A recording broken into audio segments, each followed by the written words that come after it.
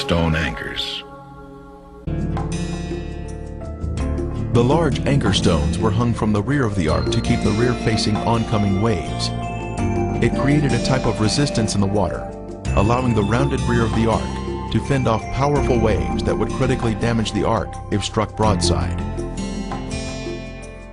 This is our first anchor stone. Measuring 11 feet in height, with 4 feet embedded in the ground, it is actually the largest and most beautiful anchor stone found to date.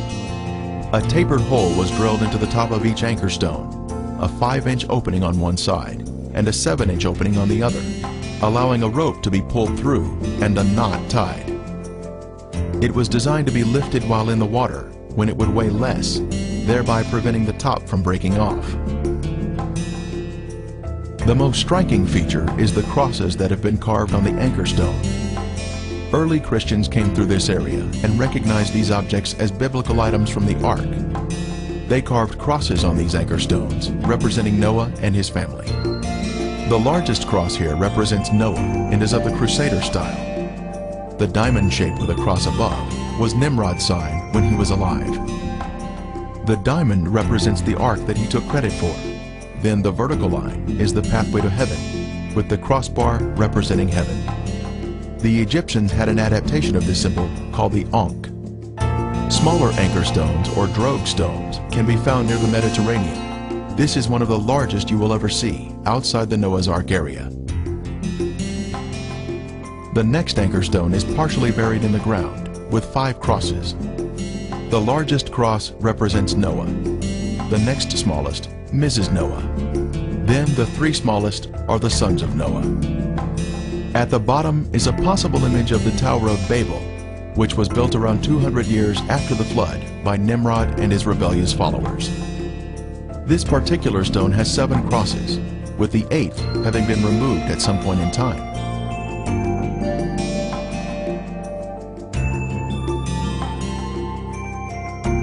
This stone has a large cross representing Noah. The next smaller cross in the bottom left is Mrs. Noah. The next 3 smaller crosses represent the 3 sons. Then, the 3 smallest represent the wives of the sons. This stone does not have any carvings on it, but it does have a hole drilled through the top. Other stones have been found buried, but they have no inscriptions. This stone had a hole drilled in the left side. Then on the right, we can see ancient inscriptions. Vandals have broken this stone, but you can see where the hole once was in the top. Crosses have also been carved on this stone. Dr. Shea holds a doctorate in archaeology and is also an MD. He has had over 130 professional papers published worldwide, has taught Old Testament history at Andrews University, and is an acknowledged expert in his field. I've never measured the exact distance, but if you stand on the object, you can see Mount Ararat in the near foreground. Mount Ararat is a very beautiful and very interesting mountain, but it has certain drawbacks when you think of the flood story in the Bible.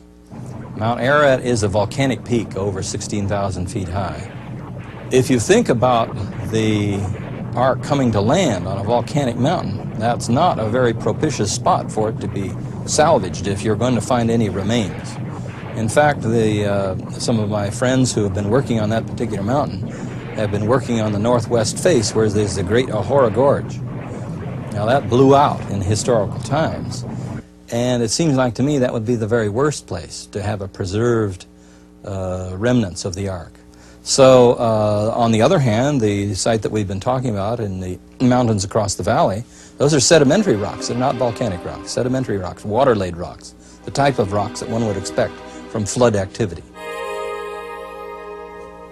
I've seen 3 of those stones in the field. 1 is in a village and 2 are out in the fields by the village.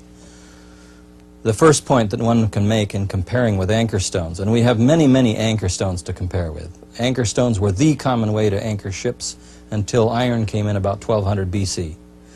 Anchor stones are tall in one dimension.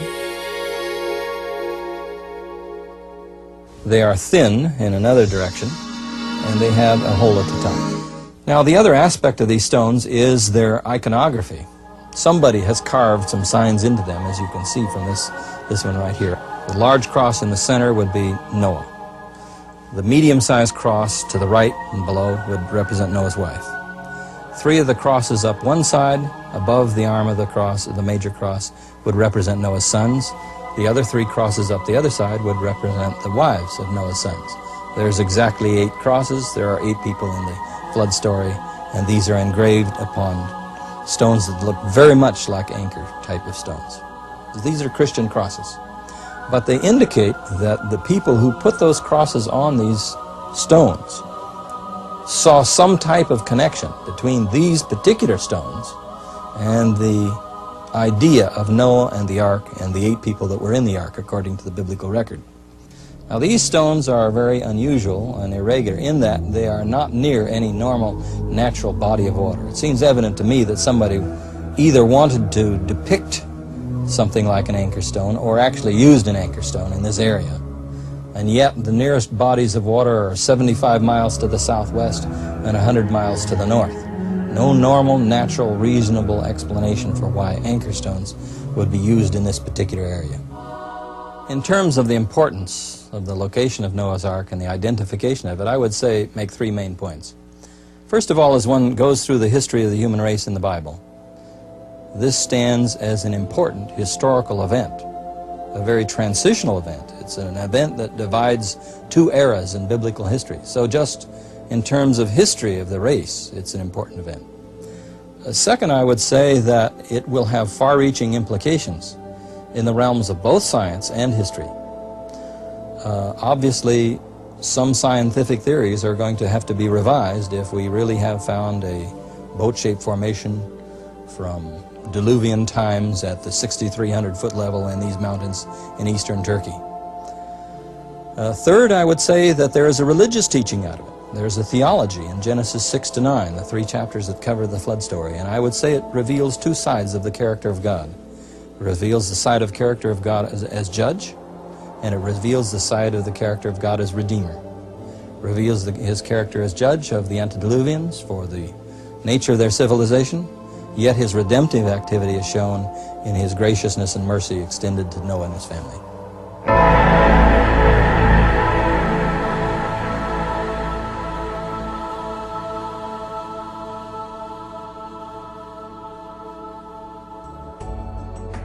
In conclusion, we can say that the Darupanar, Noah's Ark formation, is full of evidence which confirms its authenticity, especially when we objectively consider all the information. Many books have been written about the discovery of the Ark. It has been featured in many newspapers and television programs, but most of the world is not aware of this beautiful discovery, which refutes evolution and proves the Bible to be truth.